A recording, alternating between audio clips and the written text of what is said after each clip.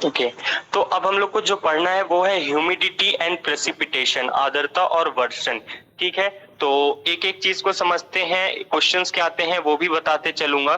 तो सबसे पहले क्या है, ये कुछ चीजें लिखी हैं, बेसिक जनरल चीजें जिन सब जो सब लोग जानते होंगे जिसके बारे में। The invisible amount of water vapour present in the air. सभी को पता है कि हवा में वाटर वेपर प्रेजेंट रहता है। ठीक है, कहाँ कहीं ज्यादा होता है, कहीं पे कम होता है, it depends on the temperature. ठीक है, तो ये कोई स्टेटमेंट है नॉर्मल सा। Humidity is measured by an instrument called hygrometer. एक इंस्ट्रूमेंट है आपका जिससे ह्यूमिडिटी आपका क्या है, ह्यूमिडिटी को जिससे मेजर करते हैं उस इंस्ट्रूमेंट को कहते हैं हाइग्रोमीटर। ठीक है, तो जी है, डी नहीं, हाइग्रोमीटर। किसी स्थान पर किसी समय वायुमंडल में गैस के रूप में विद्यमान इस अदृश्य जलवाष्प को वायु की आर्द्रता कहते हैं। तो ह्यूमिडिटी क्या है, ये जो हुई, ठीक है, आपका एक एयर पार्सल है, ये अरे आपका ये हवा है, ये पूरा लेट सपोज, ठीक है, और इसमें क्या है आपके वाटर ड्रॉपलेट्स प्रेजेंट है। ठीक, इधर इधर इधर सर कहीं जी। हेलो सर, शो नहीं हो रहा है, बोलिए। बस वाइट बस ऐसे शो रहा है। स्लाइड शो कर रहा है ना सर? किसी के स्क्रीन में नहीं शो हो रहा है सर, दिख रहा है। तो थोड़ा सा आप वेट करिए, शायद शो हो जाएगा। व्हाइट नहीं शो कर रहा है, लिखा है कंटेंट है।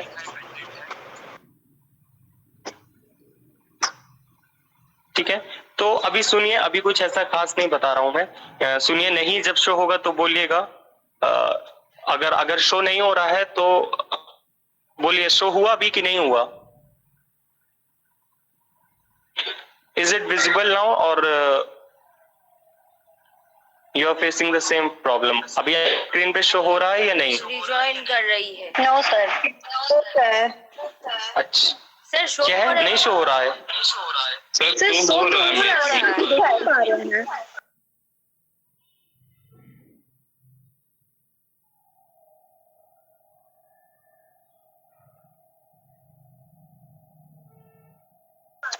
आई थिंक उन लोगों का नेटवर्क प्रॉब्लम हो रहा होगा। तो जिनके यहाँ नहीं शो हो रहा है वो लोग रिज्वाइन करें प्लीज एक बार।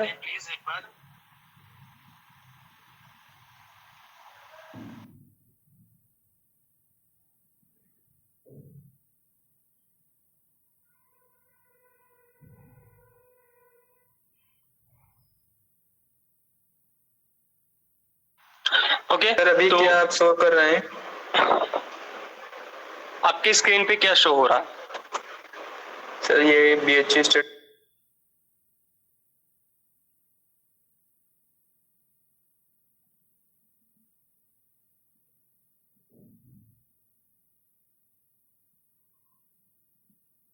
बस।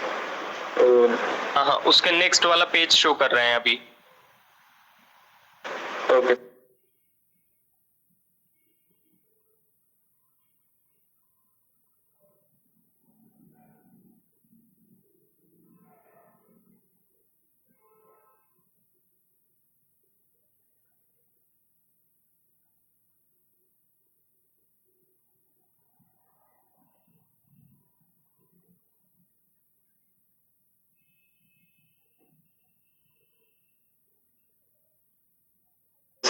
शो हुआ, कुछ शो हुआ?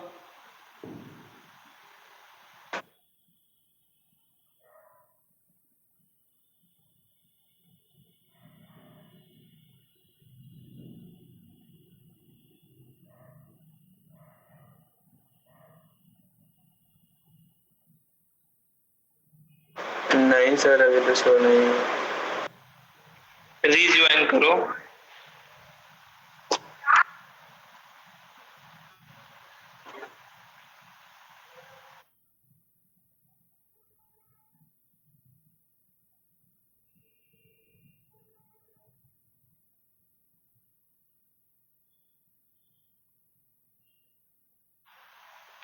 ठीक है, तो क्या है, कोई भी जैसे आपका एयर, कोई भी एक मान लीजिए, ये एक आपने एयर, एक आपका रूम है तो उसमें क्या है, एयर है आपकी, ठीक है, वायु है कुछ उसमें।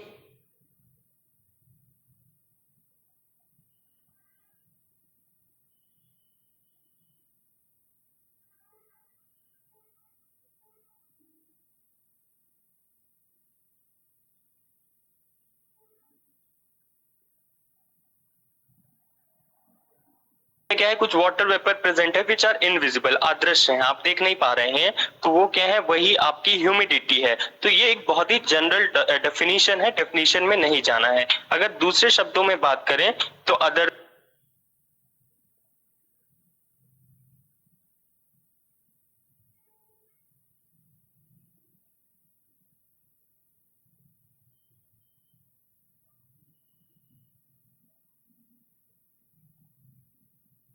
से तात्पर्य जल की उस नमी से है जो किसी वायु में जलवाष्प की मात्रा के रूप में विद्यमान होती है। तो ये क्या है, अगर दूसरे शब्दों में कहें आर्द्रता क्या है आपकी, तो ये नमी है जिसको कहते हैं ना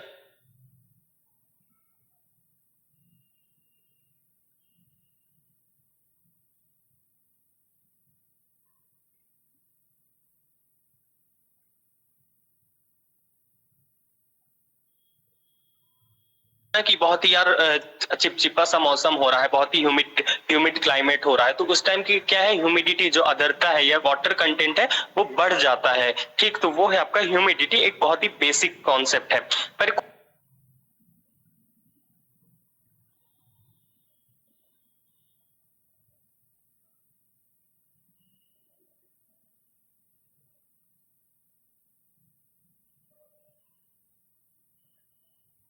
क्वेश्चन ये नहीं पूछेगा, ओके।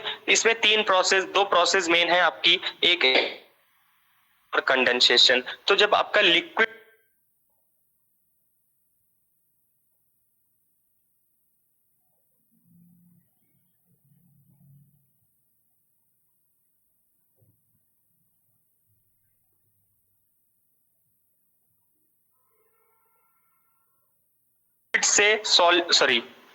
लिक्विड से आपका वेपर बनता है, वाष्प में तरल से आपका जब वाष्पीकरण या वाष्प में कन्वर्ट होता है आपका, उसको कहते हैं एवापोरेशन, वाष्पीकरण।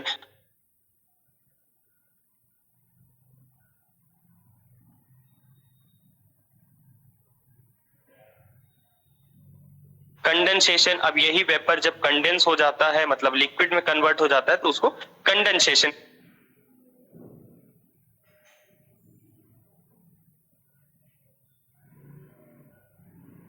कहते हैं, which are the very basic term and you all know about this. ठीक है, लेटेंट हीट क्या होती है, ये कुछ टर्म्स है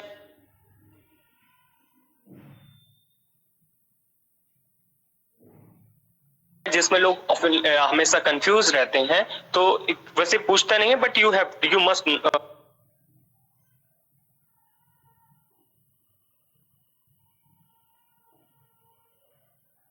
नो अबाउट दिस। तो लेटेंट हीट क्या है, गुप्त ऊष्मा। तो हिंदी वाला शब्द इजी है ज्यादा, तो क्या है, energy in the form of heat.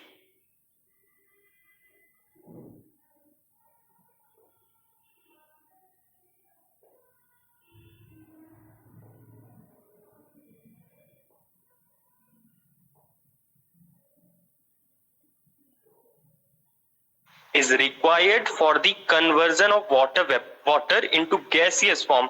तो वो एनर्जी, मान लीजिए ये आपका वाटर है, इस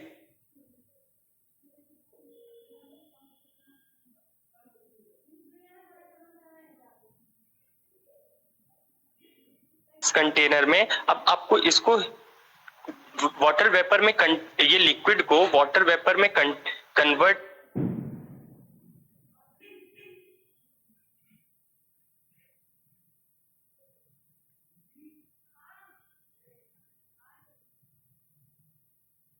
करने के लिए क्या है, आपको कुछ हीट देनी पड़ेगी। तो जो हीट लग रही है इस वाटर वेपर को इस लिक्विड को वाटर वेपर में, जो ये पानी है इसको वाष्प में जल वाष्प में बदलने के लिए जो एनर्जी उसी को कहते हैं हम लोग लेटेंट हीट। फिर या तो इसके दूसरे शब्दों में डेफिनेशन ये है कि it is the hidden amount of vapour. आप जानते हैं कि एनर्जी नेवर कभी खत्म नहीं होती है, जो भी एनर्जी है वो चेंज होती है एक फॉर्म से दूसरे में, पर खत्म नहीं होती। तो यही जो अब वाटर से जो ये वेपर बने हैं ना, वाटर वेपर बन गया ना अब ये, तो ये वाटर वेपर में जो हिडन अमाउंट, जो ये एनर्जी छुप हुई है, यही जो हीट करने में छुप गई है इसमें एनर्जी, उसको कहते हैं लेटेंट हीट। तो दो तरीके से बताया जा सकता है कि इस पानी को वाष्प में बदलने के लिए जो एनर्जी लगी हो उसको लेटेंट हीट कहते हैं, या ये एनर्जी ही इस वाले वेपर में और जो छुपी हुई है इसमें अब स्टोर है, तो उसको है, तो ये दोनों लेटेंट हीट ही है, बस फॉर्म पे चेंज हुआ है। तो 1 gram of ice into water, तो जब आइस को वाटर में कन्वर्ट करते हैं 1 ग्राम से, जो आपका लिक्विड से सॉलिड से लिक्विड पे जाते हैं 1 gram of ice, 1 gram ice cube है लेट सपोज, उसको जब वाटर में कन्वर्ट करते हैं तो आपका 79 कैलोरी की हीट या एनर्जी लगती है। ठीक, इस कोई खास मतलब नहीं है। 1 gram of water into water vapour, अगर लेकिन जब पानी को जलवाष्प में बदलते हैं, जल को जलवाष्प में परिवर्तन करते हैं तो 607 कैलोरी की एनर्जी लगती है। तो देखिए कितना डिफरेंस है। ठीक, तो ये है। Then latent heat of condensation क्या होता है? So heat energy releases at the time of condensation. तो ये अब मान लीजिए ये आपका ये है, ठीक है, ये आपके वाटर वेपर है। अब मान लीजिए इसके ऊपर आपने एक प्लेट रख दिया लेट सपोज, तो ये क्या है, ये कंडेंस हो जाएंगे। ठीक है, तो मान लीजिए ट्रांसपेरेंट प्लेट है, तो ये यहाँ पे कंडेंस हो गए। ठीक है, ये यहाँ पे कंडेंस हो गए। 1 मिनट रुकिएगा। हाँ हाँ, कि यहाँ पे आपके कंडेंस हुए, जिसके कारण क्या है, इस कंडेंसेशन के टाइम पे क्या हो रही है, ये एनर्जी अब वेपर से फिर से लिक्विड में कन्वर्ट हुआ है, तो जो हीट थी वेपर के अंदर, जो लेटेंट हीट थी, अब ये रिलीज होगी, तो ये रिलीज होगी, जो उसी को कहते हैं लेटेंट हीट ऑफ कंडेंसेशन। तो हीट रिलीजेस, यह energy releases at the time of condensation, संघनन के दौरान जो उष्मा रिलीज होती है या जो बाहर निकलती है, उसको कहते हैं लेटेंट हीट ऑफ कंडेंसेशन। ठीक है, तो ये है आपकी लेटेंट हीट ऑफ कंडेंसेशन। अब आते हैं, ये देखिए हिंदी में भी लिखा है यहाँ पे लेटेंट हीट के बारे में, किसी पदार्थ की गुप्त उष्मा की वह मात्रा है जो इसके उसको इकाई मात्रा द्वारा अवस्था परिवर्तन, चेंज ऑफ स्टेट के समय, मतलब लिक्विड से वेपर, वेपर से लिक्विड जो चेंज हो रहा है के समय अवशोषित की जाती है या मुक्त हो की जाती है, उसी को कहते हैं लेटेंट हीट। तो एक फॉर्म से एक स्टेट से दूसरे स्टेट में चेंज करने के दौरान जो हीट लगती है उसको कहते हैं गुप्त उष्मा या फिर लेटेंट हीट। क्वेश्चन ये नहीं पूछेंगे, क्वेश्चन जो पूछेंगे वो ये है, जो मैंने यहाँ कलरफुल बॉक्स बनाए हैं। ठीक है, तो आपसे पूछेगा टाइप ऑफ ह्यूमिडिटी। दो टाइप बहुत ज्यादा महत्वपूर्ण है। एक है टाइप ऑफ डेंसिटी, जब मैं पढ़ाऊंगा ह्यूमन ज्योग्राफी में, पॉपुलेशन पे शायद आएगा। ठीक है, तो टाइप ऑफ डेंसिटी जो आपके तत्व के प्रकार हैं, ठीक है, और एक टाइप ऑफ ह्यूमिडिटी, आर्द्रता के जो आपके प्रकार हैं, ये दोनों बहुत ज्यादा महत्वपूर्ण है। ठीक, सो फर्स्ट इसमें है आपका ह्यूमिडिटी कैपेसिटी क्या होती है। ह्यूमिडिटी कैपेसिटी, ये ह्यूमिडिटी का टाइप नहीं है, एक टर्म है ह्यूमिडिटी कैपेसिटी क्या होती है। तो किसी चीज की कैपेसिटी क्या है, मैं कहूँ कि आपकी कैपेसिटी क्या है, तो आप कह सकते हैं कि मैं एक दिन में 2 नॉवेल पढ़ लेता हूँ। जो लोग नॉवेल पढ़ते हैं, मेरा तो कोई लेना नॉवेल से, पर जो लोग पढ़ते हैं तो कह सकते हैं कि मैं एक दिन में 1 नॉवेल पढ़ सकता हूँ, 2 नॉवेल पढ़ सकता हूँ। तो वो पर पर्सन उसकी कैपेसिटी हुई। ठीक है, मैक्सिमम लोग बताना चाहते हैं ना अपने जो आप मैक्सिमम वर्क कर सकते हैं। ठीक, कि मैं आपका क्या कहते हैं 15 सेकंड में 100 मीटर दौड़ लूंगा, 12 सेकंड में 100 मीटर दौड़, लाइक दैट। तो क्या है, उनकी मैक्सिमम कैपेसिटी कितनी है, क्षमता कितनी है आप में। तो आर्द्रता जो क्षमता है, कैपेसिटी, वो है क्या, द मॉइस्चर रिटेनिंग कैपेसिटी और ह्यूमिडिटी कैपेसिटी। ये वही मॉइस्चर रिटेनिंग कैपेसिटी या ह्यूमिडिटी कैपेसिटी एक ही चीज है। It refers to the capacity of an air of certain volume at certain temperature to retain the maximum amount of moisture। तो यहाँ पे क्या है आपका, ठीक, ये है आपका एक कंटेनर। ठीक है, इसका कोई एक फिक्स वॉल्यूम है, इसका एक फिक्स वॉल्यूम है, ये एक किसी टेम्परेचर पे होगा, कोई सर्टेन टेम्परेचर पे। तो एक फिक्स वॉल्यूम में, एक जो एयर मास है उसके फिक्स वॉल्यूम में, जो उसको शायद आयात बोलते हैं, पता नहीं, तो फिक्स वॉल्यूम पे क्या है कि, और एक टेम्परेचर पे, पर्टिकुलर टेम्परेचर पे वो कितना मॉइस्चर, ये कितना आपका मॉइस्चर है जो आपका जलवाष्प है, उसको कितना वो कंटेन कर सकता है, मैक्सिमम कितना कर सकता है, उसी को कहते हैं ह्यूमिडिटी कैपेसिटी। इसलिए यहाँ पे मैक्सिमम वर्ड यूज आया है। ठीक, तो मान लो इसमें ये कर पा रहा है 100, ठीक, लेट सपोज यहाँ पे 100 वो कर पा रहा है, ठीक, तो इसकी ह्यूमिडिटी कैपेसिटी हो गई 100 लेट सपोज। तो ये है आपकी ह्यूमिडिटी जिसमें मेन वर्ड है मैक्सिमम अमाउंट। ठीक, कितना मैक्सिमम अमाउंट, कोई एक वॉल्यूम एयर है, एयर मास है, तो कितना मैक्सिमम अमाउंट रख सकता है मॉइस्चर कंटेंट का, जिसको हम लोग ग्राम पर सेंटीमीटर क्यूब में निकालते हैं। सेंटीमीटर क्यूब वॉल्यूम को शो करेगा, ग्राम वो मॉइस्चर कंटेंट को शो करेगा। ठीक, ये आपका ह्यूमिडिटी कैपेसिटी। अब आते हैं एब्सोल्यूट ह्यूमिडिटी। लोग कहते हैं कि जैसे जनरली पड़ोसी पूछता है या कोई रिलेटिव में पूछता है कि आपका भाई कैसा पढ़ने में, या आपका दोस्त पूछता है कि आपका भाई पढ़ने में कैसे, तो आप एवरेज बता देते हैं 70-80 के बीच में है। ठीक है, ना बहुत अच्छा ना बहुत खराब, 70-80, 80-85 के बीच में है। ठीक, तो वो अपने क्या है, और ये क्या आपने उसका एक एवरेज बता दिया। अगर मैं पूछूं कि मैक्सिमम उसने अभी तक कितने मार्क्स लाए, 10th में कितना लाया, तो आप इस टाइम तो सब बोल देंगे ना कि 99 लाए हैं वो, तो 99, वो उसका क्या है मैक्सिमम कैपेसिटी हुई। वहीं पे अगर मैं बात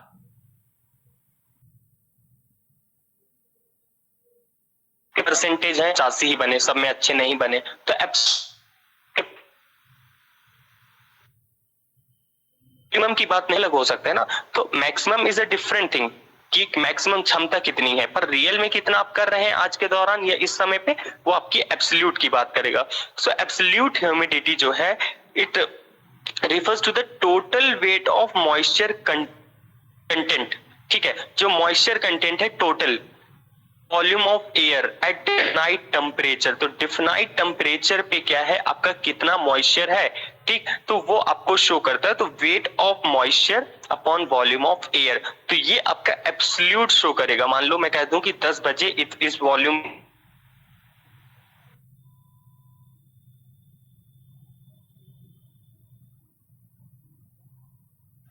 हेलो सर, सिटी और जो रियल में है उसका तो वो है आपका एब्सोल्यूट ह्यूमिडिटी। ठीक है, it decreases from 0 degree to 90 degree. तो 0 डिग्री क्या है, फिर से समझा दे कि थोड़ी आवाज आपकी रुक गई थी, तो मतलब कट गया था। अच्छा ठीक है, अभी सही आ रही है? हाँ सर, अभी आ रही है। किसको समझाना है, ह्यूमिडिटी कैपेसिटी को? हाँ हाँ, आपकी आवाज नहीं आ रही। अभी आ रही है मेरी आवाज सबको? हाँ अभी तो आ रही है। ठीक है,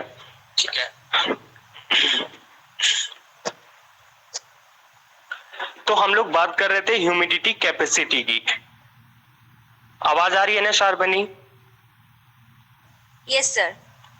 ओके, तो ह्यूमिडिटी कैपेसिटी क्या है? कैपेसिटी मतलब आपकी मैक्सिमम किसी चीज को करने की क्षमता क्या है, या आप कितना वर्क कर सकते हैं। मैक्सिमम जहां पे बात करते हैं वो आपकी ह्यूमिडिटी कैपेसिटी है कि आप इससे ज्यादा तो नहीं जा सकते हैं, कि मैं क्या कहते हैं 5 मिनट में 1600 मीटर से ज्यादा तो नहीं दौड़ सकता, ये मेरी मैक्सिमम कैपेसिटी है। ठीक है, लेकिन रियल में क्या है, जरूरी है कि हम 5 मिनट में 1600 ही मीटर हर बार दौड़े? नहीं ना।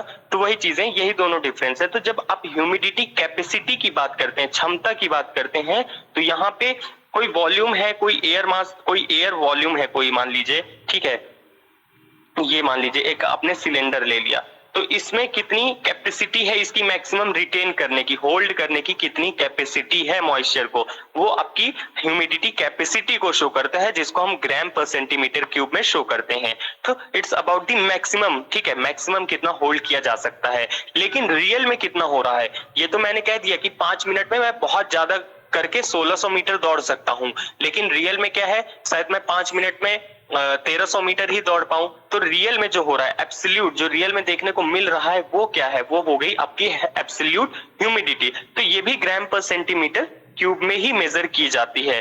ठीक, तो क्या है, it also refers to the ratio of weight of moisture, कितना मॉइस्चर है आपका और वॉल्यूम कितना है एयर का, तो वो है आपका क्या कहते हैं एब्सोल्यूट ह्यूमिडिटी। तो रियल में कितना हुआ है, ठीक, मान लीजिए यहाँ पे आपकी किसी वो था 100 ग्राम पर ठीक है 100 सेंटीमीटर क्यूब, ये मान लो इसका ह्यूमिडिटी कैपेसिटी था, लेकिन रियल में क्या है, ये 90 ही रहा, एब्सोल्यूट में 90 ही रह गया। तो ये आपके एब्सोल्यूट को शो करता है। तो it decreases from 0 degree 9 to 90 degree. Equator से आपका क्या है, पोलर की ओर जब चलते हैं, भूमध्य रेखा से ध्रुवों की ओर जाते हैं, तो आपका क्या है, इसमें डिक्रीज होता है एब्सोल्यूट ह्यूमिडिटी में। ठीक है, क्यों? क्योंकि ये आपका टेम्परेचर है, it decreases with increasing temperature. अच्छा, यहाँ पे दो अपोजिट चीजें लिखी हैं, so I need to check it.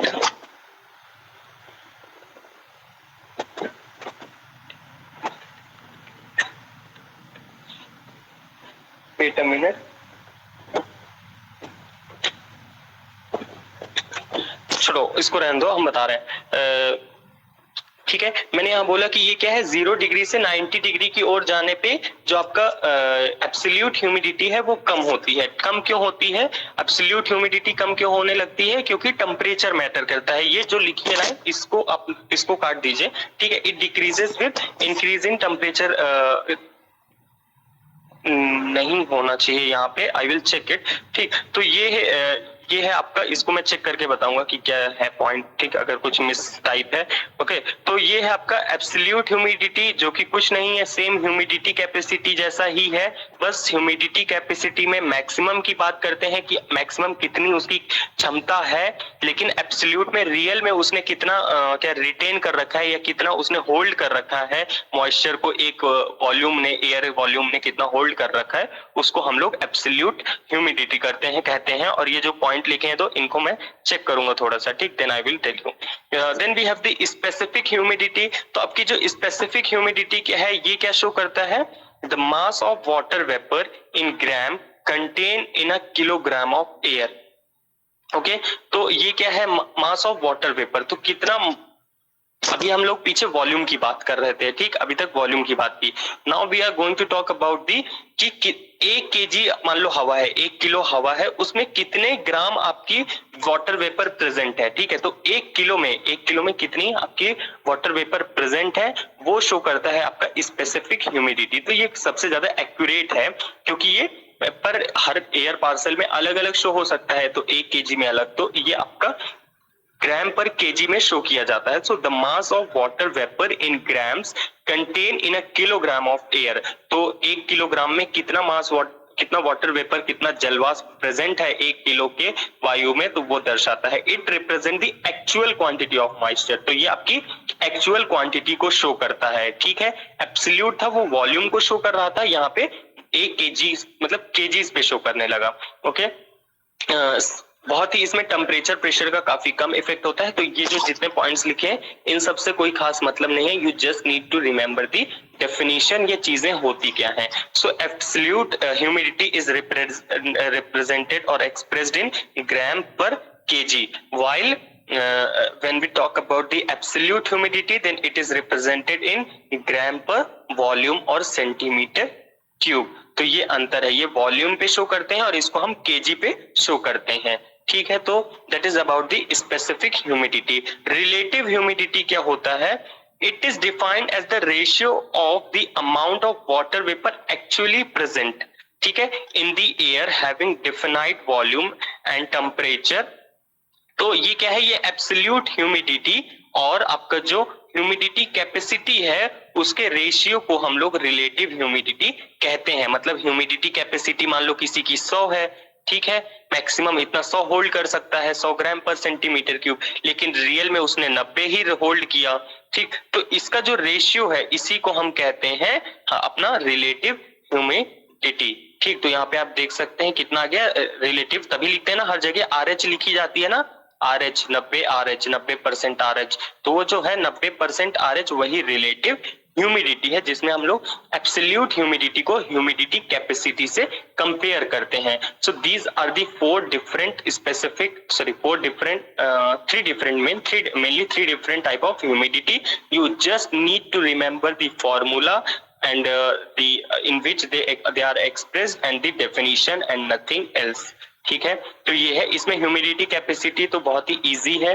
Okay, simple सा समझ के चलना है। यहाँ पे मैक्सिमम की बात, 1 मिनट रुक जाइए, यहाँ पे मैक्सिमम की बात की, इसको ग्राम पर सेंटीमीटर में शो करते हैं। एब्सोल्यूट ह्यूमिडिटी को भी ग्राम पर सेंटीमीटर क्यूब में ही शो करते हैं। यहाँ पे क्या है, आपका वॉल्यूम को लेके जो शो है वो वॉल्यूम का और ग्राम वेट और वॉल्यूम को शो किया गया है। वहीं स्पेसिफिक ह्यूमिडिटी में क्या है आपका ग्राम पर केजी पे शो कर रहे हैं हम लोग, ठीक। It represent the actual quantity of moisture. Relative humidity क्या है? इट इज द रेशियो, ये रेशियो है किसके बीच, बिटवीन पे एब्सोल्यूट ह्यूमिडिटी और ह्यूमिडिटी कैपेसिटी को। इसको हम लोग परसेंटेज पे शो करते हैं, ठीक है। तभी आप लोग को हर जगह दिखेगा कि 40% RH, ठीक है। तो 40% रिलेटिव ह्यूमिडिटी है, तो जो मोस्ट ऑफ द टाइम है हम लोग RH का ही इस्तेमाल किया करते हैं, ठीक। तो ये है आपके। फिर सैचुरेटेड एयर क्या है और ड्यू पॉइंट क्या है? सैचुरेटेड एयर क्या है? The air having moisture content equal to its humidity capacity, ठीक। तो सैचुरेटेड एयर क्या है? मान लो किसी एयर पार्सल को 100 कंटेन कर सकता है, 100 ग्राम मॉइस्चर को कंटेन कर सकता है, और उसने 100 को कर भी लिया, तो ये क्या हो गया?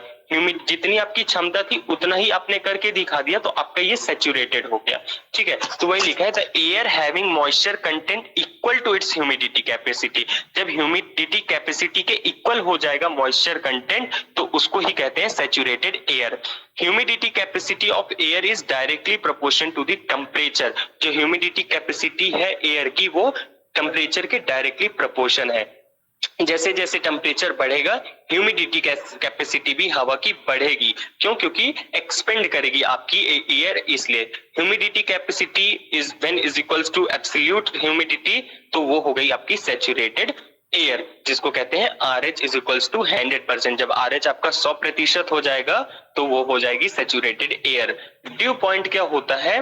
वो तापमान जहां पे एयर सैचुरेटेड होती है, the temperature at which N air becomes saturated. तो जिस टेम्परेचर पे आपकी जो एयर मास है वो सैचुरेटेड हो जाती है, मतलब वो उसका 100% RH हो जाता है, उस टेम्परेचर को हम कहते हैं due point.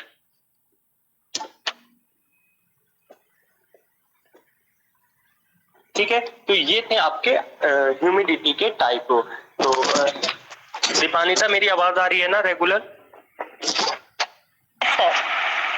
Okay, now we are going to talk about the cooling of air and adiabatic change of temperature. तो जो हवा ठंडी होती है, एडियाबेटिक चेंज है, वो क्या है उसको समझते हैं। तो जैसे मैंने आपको पहले ही चैप्टर में बताया था कि हम लोग को ट्रोपोस्फेयर में नॉर्मल लैप्स रेट देखने को मिलता है, विच इज 6.5 डिग्री सेल्सियस पर 1000 मीटर। तो हर 1 किलोमीटर जैसे आप ऊपर चलते जाएंगे हर 1 किलोमीटर पे, तो आपका 6.5 डिग्री सेल्सियस तापमान का गिरावट देखने को मिलेगा, कमी देखने को मिलेगी। So there is a change of 6.5 degree Celsius temperature in every 1000 metre as you go above the surface और इन अ एल्टीट्यूडल वे। ओके, इसमें क्या है? इसमें कुछ भी नहीं है, ये बहुत ही इजी कॉन्सेप्ट है आपका, ठीक।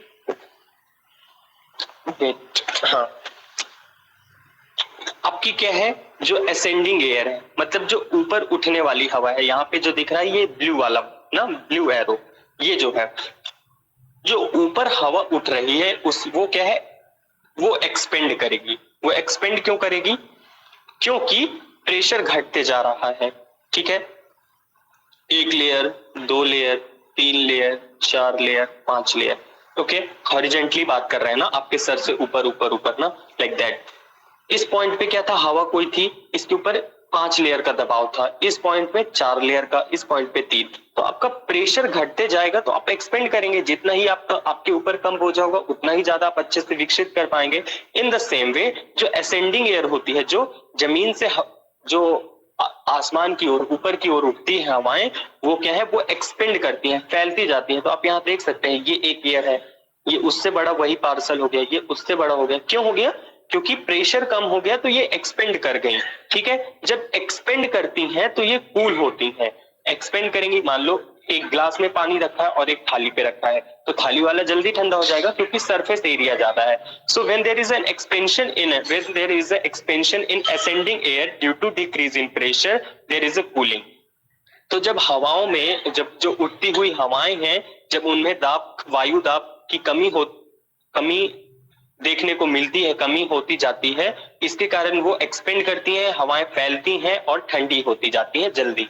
वहीं पे जब बात करते हैं, जब हवाएं उतरती हैं तो वो क्या करती हैं? उनमें प्रेशर बढ़ते जा रहा है। अब ऑरेंज वाले पे देखिए, प्रेशर बढ़ते जा रहा है। यहाँ पे एक ही लेयर का दबाव है, इसके ऊपर मान लो 2 लेयर का, इस वाले के ऊपर ये भी है 3 4 5 लेयरों का दबाव हो गया। तो ये क्या है, प्रेशर बढ़ रहा है नीचे उतरने के दौरान, जिसके कारण क्या है, ये कंप्रेस करेंगी, दबती चली जाएंगी। और जब चीज दबती है, थाली से आप जब ग्लास में पानी डाल देंगे तो वो जल्दी ठंडा नहीं होगा, तो क्या है, टेम्परेचर बढ़ते चला जा रहा है। तो ये है दो चीजें, असेंडिंग एयर एक्सपेंड करती हैं, क्यों, क्योंकि there is a decrease in pressure, pressure घटता है और ये ठंडी होती जाती हैं। वहीं पे जो डिसेंडिंग उतरने वाली हवाएं हैं, ये कंट्रैक्ट करती हैं और वो गर्म होती जाती हैं, वार्म होती जाती हैं। Change of temperature of air due to contraction or expansion is called adiabatic change of temperature। तो जो adiabatic change of temperature है वो क्या है, यही जो आपकी हवाओं में जो तापमान में विभिन्नता देखने को मिल रही है, वो भी किसके कारण, कंट्रैक्शन और एक्सपेंशन के कारण। ठीक है, ये क्या है, कॉन्ट्रैक्शन के कारण आसपास हो रहे हैं, ये दूर, ये एक्सपेंशन के कारण जो टेम्परेचर में डिफरेंसेस देखने को मिल रहे हैं, उसी डिफरेंस को हम कहते हैं, या उस चेंज को कहते हैं एडियाबेटिक चेंज ऑफ टेम्परेचर। ठीक है, so adiabatic change of temperature is nothing but it is a very easy concept, that is when there is a change of temperature of air due to contraction or expansion is called adiabatic change of temperature। ठीक है, तो जब ऊपर उठने वाली हवाएं हैं, ये एक्सपेंड करेंगी क्योंकि दाब इसमें कम हो रहा है, प्रेशर कम लग रहा है, और जब ये एक्सपेंड करेंगी, बड़े एरिया पे हो जाएंगी, तो जल्दी ठंडी होंगी। वहीं पे जब इनमें नीचे उतरती हैं और प्रेशर बढ़ता जाता है, तो ये गर्म होती जाती हैं। ओके, सो हीटिंग बाय कंप्रेशन, कंप्रेशन के कारण ये हीट कर रही हैं, और कूलिंग बाय एक्सपेंशन, जितनी आपको आजादी देगी उतना ही कूल माइंड होगा, और जितनी ज्यादा आपको लोग कंप्रेस करेंगे, बटन देंगे, ताने देंगे, उतना ही ज्यादा आपका दिमाग खराब होगा। So that it is a very very basic concept and taken from just from human life, you can say that. Okay, then उसमें भी दो चीजें हैं, एक है ड्राई एडियाबेटिक और एक है वेट एडियाबेटिक। तो ड्राई एडियाबेटिक क्या होता है, temperature of rising air drop eight 10 degree Celsius पर 1000 मीटर। तो क्या है आपका जो ड्राई एडियाबेटिक है, तो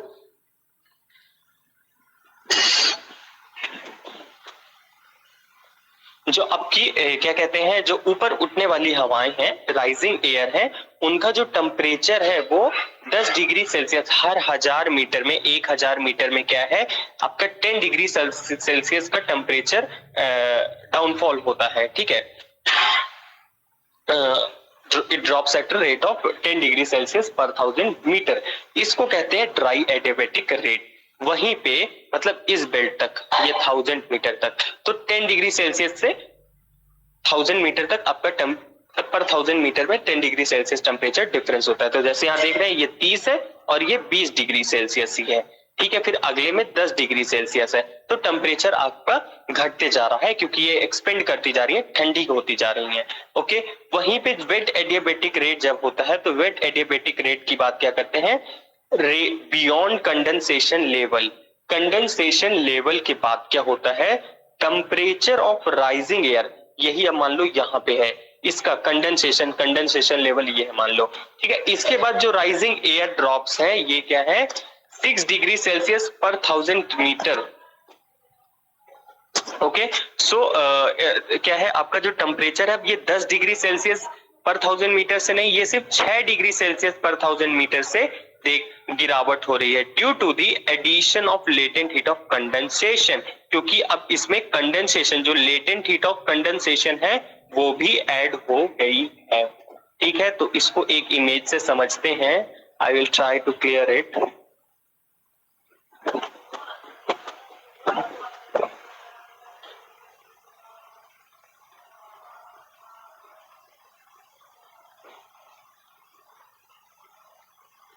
ओके, सरफेस है आपका, ठीक, 1000 metre, 2000 metre, 3000 metre, and you have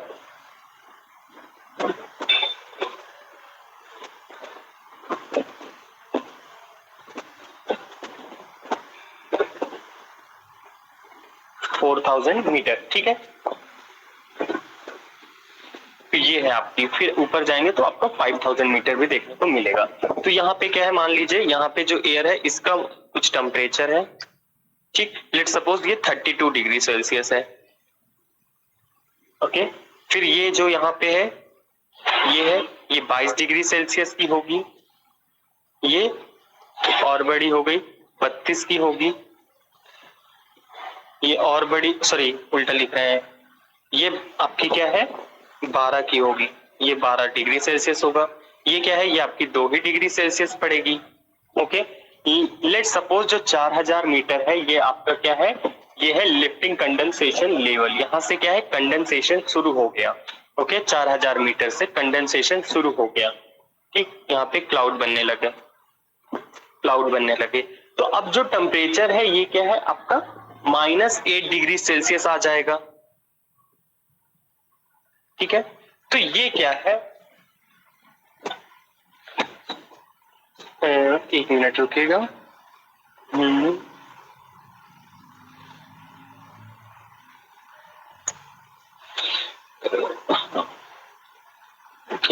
हाँ, ये क्या था, ये आपका था 2 डिग्री सेल्सियस पे, ठीक है। अब यहां से ये लिफ्टिंग कंडेंस, ये आपका है, ये कंडेंसेशन लेवल यहां से स्टार्ट हो गया। फिर आपकी यहाँ मैंने बताई थी 4000 मीटर और ये 5000 मीटर है, यहाँ पे कंडेंसेशन हो गया। अब क्या है, मैंने क्या बोला था, कंडेंसेशन लेवल के बाद आपका क्या चालू हो जाता है, वेट एडियाबेटिक रेट, ठीक है, जहां पे 5 डिग्री सेल्सियस के तापमान से ही गिरता है। तो 2 के बाद क्या है आपका, 5 जब करेंगे तो आपका यहाँ पे जो बनेगा क्लाउड, यहाँ पे -3 डिग्री होगा, फिर 5 जब घटाएंगे तो -8 होगा, ठीक। तो ऊपर समझ लीजिए -8 है। तो ये जो इस लेवल तक जो था ये आपका कहलाया ड्राई एडियाबेटिक, जहां पे हम लोग को देखने को मिल रहा है कि हर 1000 मीटर पे 10 डिग्री सेल्सियस का डाउनफॉल हो रहा है, ओके। तो ये हुआ ड्राई एडियाबेटिक। वहीं पे जब कंडेंसेशन लेवल के बाद क्या होता है, जब कंडेंसेशन चालू हो जाता है जिसको लिफ्टिंग कंडेंसेशन लेवल कहते हैं, उसके बाद क्या है आपका जो टेम्परेचर में डाउनफॉल देखने को मिलता है वो सिर्फ 5 डिग्री सेल्सियस पर 1000 मीटर देखने को मिलता है, और उसको कहते हैं वेट एडियाबेटिक रेट, ठीक है। तो क्यों, क्योंकि ये ऐसा क्यों होता है, अंतर क्यों हो गया, क्योंकि जो कंडेंसेशन प्रोसेस है वो एनर्जी को रिलीज करती है, ठीक है, वो एनर्जी रिलीज करती है। आपका कंडेंसेशन प्रोसेस में कुछ एनर्जी लग जाती है, या कह सकते हो रिलीज करती है, एक ही बात है, लगेगी तभी रिलीज करेगा ना। तो वो उसके कारण क्या है, जो आपका डाउनफॉल है वो 5 डिग्री सेल्सियस ही है, 5 डिग्री आपका चला गया कंडेंसेशन प्रोसेस में। तो यही कॉन्सेप्ट है ड्राई एडियाबेटिक और वेट। W आता है ऊपर, तो ऊपर हो गया वेट, और D आता है नीचे, तो नीचे हो गया ड्राई एडियाबेटिक रेट, ठीक है। तो ये है आपका ड्राई और वेट एडियाबेटिक रेट का कॉन्सेप्ट, किस तरीके से आपका टेम्परेचर डिफरेंस होता है। और ये 10 डिग्री से 5 डिग्री क्यों हो गया, नीचे 10 डिग्री सेल्सियस में चेंज हो रहा था हर 1000 मीटर पे, यहाँ 5 से क्यों हो गया, because of the process of condensation, ठीक है, कंडेंसेशन प्रोसेस के कारण। किसी को कुछ कहना है? वो जो आपने बताया वेट एडियाबेटिक रेट, वो तो 6 हो रहा है, आप 5 लिख रहे हैं। वो 6 हो रहा है, अच्छा यहाँ पे 6 लिखा है इसलिए, अच्छा ये 6 लिखा है आपका, ठीक है, कोई नहीं, रुके बता रहे हैं, उसको लेके भी बता रहे हैं। ये जो 6 लिखा है ना आपका, इसको आप 5 कंसीडर कर लीजिए, कोई दिक्कत नहीं है। आपको काफी जगह ना 5 डिग्री सेल्सियस मिलेगा और बहुत जगह 6 डिग्री शो करेगा, you can consider it as a 5 degree Celsius, 5 degree Celsius आप इसको मान लीजिए, ठीक। अगर ये 6 यहाँ पे लिखा है ना, 5 कंसीडर कर लीजिए, उसका कोई इश्यू नहीं है, ठीक।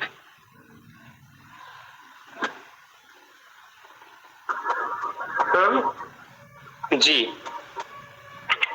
ये आपने एक बताया, एक तो नॉर्मल लैप रेट होती है जो कि 6.5 डिग्री पर 1000 मीटर होती है, और एक होती है ड्राई एडियाबेटिक जो कि 10 डिग्री सेल्सियस पर 1000 मीटर होती है। ये कौन सी एयर, मतलब इसमें दोनों बेसिक डिफरेंस क्या है कि ये कौन सी एयर मतलब 6.5 की रेट से डिक्रीज होंगी, कौन सी 10 की रेट से डिक्रीज होंगी, ऐसा कुछ इसमें अंतर है? ठीक है,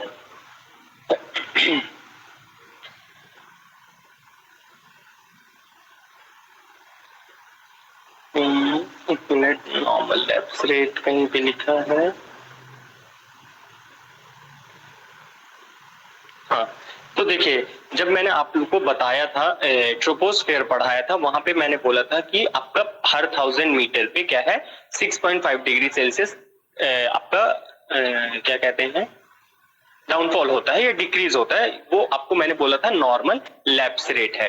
ठीक है, तो ये एक जनरल है, हर जगह पे आप लोग इसको अप्लाई कर सकते हैं। फिर मैंने आपको बोला ड्राई एडियाबेटिक और क्या बोला वेट एडियाबेटिक की बात की। ठीक, तो हर जगह तो क्लाउड का फॉर्मेशन होता नहीं है आपका। ठीक है, आप भी बात करें कि हर जगह बारिश होती है तो इट इज नॉट पॉसिबल, वो तो नहीं होता है, पर एल्टीट्यूडनल वेरिएशन तो देखने को मिलता है आपको। अगर मान लो हम बात करें, जब आप हरिद्वार से मसूरी की ओर चढ़ रहे हैं, मसूरी में एक जगह है धनौल्टी, ठीक है, तो वो लगभग 2100 समथिंग मीटर पे है। तो वहां पे क्या है आपका टेम्परेचर कम होता है, तो वो क्या है हर 1000 मीटर पे 6.5 डिग्री सेल्सियस का वो कम हो रहा है, टेम्परेचर कम हो रहा है एयर का, एटमॉस्फेयर का। वो हुआ आपका नॉर्मल लैप्स रेट, जिसको हमने जनरलाइजेशन एक बात की, हर जगह आपको एल्टीट्यूडनल चेंजेस देखने को मिलता है। लेकिन जो आपका जैसे ट्रॉपिकल रीजन है या जो आपके जहाँ पे क्लाउड फॉर्मेशन होते हैं, जहाँ पे बारिश होने वाले रीजन है, तो वहां पे क्या है आपको ये एयर और जो एक्सपेंडिंग एयर या जो आपकी कॉन्ट्रैक्ट एयर है, ठीक है, उसका जो कंट्रैक्शन है वो ट्रॉपिकल रीजन पे या जहाँ पे बादल बहुत बनते हैं या बारिश जो होती है, वहां पे ये चीजों को देखना ज्यादा मिलता है। तो ऐसा नहीं है कि वहां 6.5 डिग्री सेल्सियस का वर्क नहीं करेगा। 6.5 डिग्री सेल्सियस एक हमने जनरल या एवरेज कंसीडर कर सकते हैं, आपने उसको माना है। ठीक है, ऐसा नहीं कि हर जगह 6.5 होगा। वहीं पे जब आप एडियाबेटिक की बात करते हैं तो ये प्रेसिपिटेशन वाले रीजन पे वर्क करता है। तो जब आपको प्रेसिपिटेशन पढ़ाया जाता है सिर्फ वहीं पे इसका जिक्र आएगा एडियाबेटिक पे। ठीक, तो आपका जो प्रेसिपिटेशन जैसे ट्रॉपिकल बेल्ट हो गया, ठीक है, जहाँ पे बारिश होती है मेन, तो उस जोन पे मेनली ये एडियाबेटिक का वर्क होता है। प्रेसिपिटेशन पे जब आप वर्षा की बात करेंगे, वर्षण की बात करेंगे, वहां पे एडियाबेटिक रोल का कॉन्सेप्ट आएगा।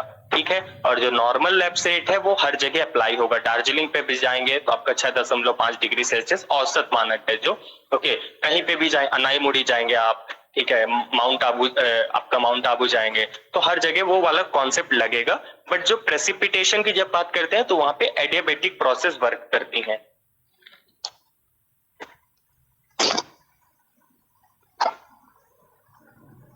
Hello, okay sir, clear. ठीक है, next we are going to talk about the type of, sorry, पहले प्रेसिपिटेशन की थ्योरी को बात करते हैं, तो जिसपे हम लोग कोई भी चर्चा नहीं करेंगे। पहले प्रेसिपिटेशन क्या होता है, जनरली ओरल पे क्वेश्चन, वाइवा में टीचर क्वेश्चन पूछ लेता है, प्रेसिपिटेशन और रेनफॉल, प्रेसिपिटेशन रेनफॉल में अंतर है या सेम है? तो सबसे पहली बात ये समझ लीजिए, प्रेसिपिटेशन अलग है, रेनफॉल एक प्रेसिपिटेशन का टाइप है, वर्षा एक प्रेसिपिटेशन का टाइप है। प्रेसिपिटेशन कुछ भी हो सकता है, वो आपकी स्नो हो सकती है, वो आपका रेन हो सकता है, वो आपका हेल हो सकता है, ड्रिजल हो सकता है, anything could be a precipitation. ठीक है, लेकिन जब वो पानी के मतलब पानी जल के रूप में आती है, जो पानी की बूंदों के रूप में गिरती है, तो उसको हम वर्षा कहते हैं। यही एक डिफरेंस है प्रेसिपिटेशन और रेनफॉल पे। तो प्रेसिपिटेशन को लेके, रेनफॉल को लेके नहीं, प्रेसिपिटेशन को लेके क्या है, थ्योरी दी गई। दो थ्योरी है main, you just need to remember the propounder of the theory. होगा क्या थ्योरी में, वो भी बात करेंगे, जो क्वेश्चन कभी कभी पूछ सकता है। तो first one is ice crystal theory. तो 1933 में एक नॉर्वे के हमारे साइंटिस्ट थे, टॉर बर्गेरॉन या टॉर बर्जेरॉन, जो भी है बर्जेरॉन, ठीक, उन्होंने आइस क्रिस्टल थ्योरी दी। ठीक, वहीं पे दूसरी जो थ्योरी है जिसका नाम है कोलिजन थ्योरी, जिसको ऑस्ट्रेलिया के ईजी वोबेन ने दी। ठीक, ये डायरेक्ट क्वेश्चन बनता है कि आइस क्रिस्टल थ्योरी किसकी है या कोलिजन थ्योरी है किसकी है, यही क्वेश्चन आता है। पर फिर भी एक चीज क्या बताई इन्होंने, उसकी बात करते हैं। तो जो आइस क्रिस्टल थ्योरी है, इसमें इन्होंने क्या बोला, जो हमारे, बस एक समझ लीजिए ब्रीफ में, टॉर बर्जेरॉन ने क्या बताया आपका कि कुछ वाटर ऐसा है जिसको उन्होंने सुपर कूल्ड वाटर कहा। ठीक है, सुपर कूल्ड वाटर वो वाटर है जो कि 0 डिग्री सेल्सियस के बाद भी लिक्विड फॉर्म पे रहता है। मतलब कि फ्रीज नहीं होता है। ओके, तो ये है आपका क्या, सुपर कूल्ड वाटर। तो उन्होंने कहा कि आपका हाइट पे जहाँ पे क्लाउड फॉर्मेशन होता है वहां पे आपका कुछ वाटर है वो 0 डिग्री सेल्सियस के बाद भी लिक्विड स्टेट में पाया जाता है। ठीक है, वो क्या है, वो फ्रीज होने की कोशिश करता है लेकिन वो डिस्टर्ब रहता है। सुपर कूल ड्रॉपलेट्स हैं वो डिस्टर्ब किए रहती हैं, उनको एक न्यूक्लियस चाहिए, एक टाइनी सॉलिड न्यूक्लियस चाहिए। ठीक है, कोई डस्ट पार्टिकल हो सकता है या ऐसा कुछ। तो जब वो सुपर कूल्ड वाटर वो टाइनी न्यूक्लियस के कांटेक्ट पे आते हैं जो कि 1 माइक्रोमीटर, जिनका डायमीटर होता है 1 माइक्रोमीटर सॉलिड न्यूक्लियस का, जब वो solid super cooled water solid nucleus के कांटेक्ट में आते हैं तब वो लोग एक क्या है, क्रिस्टल फॉर्म करते हैं, आइस क्रिस्टल फॉर्म करते हैं। ठीक है, फिर वो क्या है, बहुत ही जो न्यूक्लियर है ये आपका बहुत ही एक्टिव होता है। ये क्या है, आइस क्रिस्टल थ्योरी के पीछे का एक बेसिक कॉन्सेप्ट है कि इसमें क्वेश्चन पूछ लेता है सुपर कूल्ड वाटर क्या है। तो सुपर कूल्ड वाटर वो है जो कि 0 डिग्री सेल्सियस तापमान के बाद भी, या 0 डिग्री -1 डिग्री सेल्सियस कंसीडर कर लो उदाहरण के तौर पे, तो 0 डिग्री सेल्सियस से नीचे तापमान जाने के बावजूद भी तरल फॉर्म में या लिक्विड फॉर्म पे मिलता है, उसको कहते हैं सुपर कूल्ड वाटर। तो पूछ लेता है सुपर कूल्ड वाटर क्या है, और पूछ लेता है सुपर कूल्ड वाटर किस थ्योरी से रिलेटेड है। So you just need to remember that supercooled water is a water that remains in a liquid form below 0 degree Celsius and it is related with ice crystal theory। और जब ये supercooled water किसी, let's suppose ये nucleus है आपका, इस nucleus के contact में जब ये आया तो ये क्या बन गया, ये एक आपका आइस क्रिस्टल बन जाता है और फिर ये सब रेनफॉल कराते हैं। तो इस तरीके की एक प्रोसेस है जिसको डिटेल में पढ़ाया जाता है हमारे यहाँ क्लाइमेटोलॉजी में। ओके, देन नेक्स्ट है कोलिजन कोलिजेंस थ्योरी। कोलिजन थ्योरी जो ईजी बॉबेन की है वो क्या कहती है, उनका ये मानना है कि जो कंडेंसेशन है वो क्या करता है, वो आपकी कंडेंसेशन जो है वो आपकी ढेर सारी बूंदे तो हैं पर ये इतनी सारी बूंदे इतनी छोटी छोटी हैं कि वो अर्थ सरफेस तक पहुंच ही नहीं सकती हैं। तो इसके कारण क्या है, इन छोटी छोटी बूंदे क्या है, मिलके बड़ी बड़ी बूंदे बनाती हैं। मान लो ये है, इसने इतनी बड़ी बूंद बना ली, इसने इतनी बड़ी, ये बूंदे बनाती हैं बड़ी बड़ी, इसी को बोलते हैं कोलिजन कोलिजेंस। तो आपस में टकराती तो है, कोलिजन भी होता है और कोलिजेंस इकट्ठा हो जाती हैं जिसके कारण छोटी छोटी बूंदे, ढेर सारी छोटी छोटी बूंदे एक बड़ी बूंद बनाती हैं और फिर वो बूंद आके आपकी नीचे आके गिरती है। ठीक, तो वो है आपका collision theory that is given by E G Bowen. What are the different form of precipitation. Precipitation अलग रूप में होता है, हर जगह अलग अलग रूप में होता है। ठीक, तो सबसे पहला ये जिसको जनरली लोग जानते हैं वो है वर्षा, जिसको कहते हैं रेन। तो रेन क्या है और विरगे क्या है इसको भी बताएंगे। तो सबसे पहले रेन की बात करते हैं। तो जब आपका जो प्रेसिपिटेशन है जब वो लिक्विड फॉर्म पे होता है और जो आपकी वाटर ड्रॉप्स हैं वो आपकी 0.5 mm से ज्यादा की है, ठीक है, उनका जो डायमीटर है वो 0.5 mm या ½ mm से ज्यादा का है, तब उनको कहते हैं हम लोग रेन। तो रेन एक लिक्विड फॉर्म का प्रेसिपिटेशन है जहां पे जो वाटर ड्रॉपलेट्स हैं उनका डायमीटर 0.5 mm से ज्यादा का है, which is larger than the drizzle. Drizzle की जो साइज होंगी वाटर ड्रॉपलेट्स होंगी उनसे ये बड़े होते हैं। विरगे क्या है, ये विरगे क्या है, इसकी बात मैं वैसे आगे भी करूंगा। I will tell you about one cloud, nimbo stratus. ठीक है, निम्बो स्ट्रेटस एक लो फैमिली क्लाउड है, लो क्लाउड है। उसमें क्या होता है, निम्बो जहां भी लगता है बारिश बहुत होती है। 2 ही क्लाउड होते हैं जिसमें निम्बो लगता है। सो एक है क्यूमुलो निम्बस जो मूसलाधार बारिश कराते हैं, एक है निम्बो स्ट्रेटस। तो निम्बो स्ट्रेटस से बारिश होती है वो जमीन तक नहीं पहुंचती है, वो उसका जमीन से पहले ही पहुंचने में वाष्पीकरण हो जाता है और फिर से भाप बन के ऊपर उठ जाती है। तो यही जो रेनफॉल है जो जमीन में पहुंचने से पहले ही भाप बन जाए और ऊपर को उड़ जाए उसी को कहते हैं विरगे। ठीक है, तो ये भी रेन ही है पर जमीन तक नहीं आती। So falling drop of liquid water is called rain and the size of rain drop is larger than 0.5 mm। 0.5 mm से ज्यादा का होगा। Maximum rain drop size 6 mm तक जाता है, 6 mm का भी हो सकता है। फिर यही बड़ी बड़ी बूंदे आके नीचे छोटी छोटी बूंदों में गिरती हैं, तब तक जमीन में पहुंचती हैं, और अगर ये जमीन में नहीं पहुंची तो उसको कह दिया विरगे। Okay, so I think it is clear about the rain. Now come to the drizzle. तो drizzle क्या होता है आपका?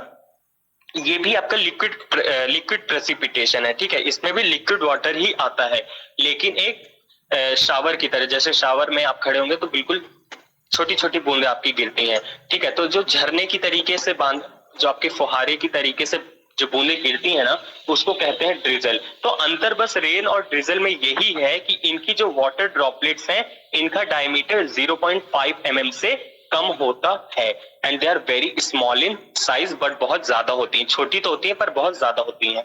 ओके, ये है आपके drizzle. Now come to the snow. तो स्नो सभी लोग जानते हैं, सभी लोग देखे होंगे, फोटो में तो देखे ही होंगे। Precipitation of white and opaque grain of ice.